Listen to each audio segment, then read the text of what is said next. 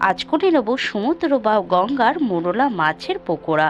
এটি তৈরি করার জন্য একটা পাত্রের মধ্যে আমি 100 গ্রাম সুজি নিয়ে নিয়েছি, দিয়ে দিলাম হলুদ, স্বাদ অনুযায়ী লবণ, জিরের গুঁড়ো, ধনের গুঁড়ো, ঝালের জন্য লঙ্কার গুঁড়ো, কালো জিরে, ময়দা আর দিয়ে দেবো গোলমরিচ। এগুলো সবগুলো ভালো করে মিশিয়ে নিয়ে সামান্য আগে জল দিয়ে মাখিয়ে নেবো। মাখিয়ে দিয়ে প্রয়োজন মতন আবার জল দেবো। এটা বেশি গাঢ় বা পাতলা করবে না, এর থিকনেসটা একটুখানি বুঝে করবে। এবার মাছগুলোর মধ্যে দিয়ে ভালো করে সুজিটার সাথে মিশিয়ে আমি গরম তেলে লাল করে ভেজে নেব।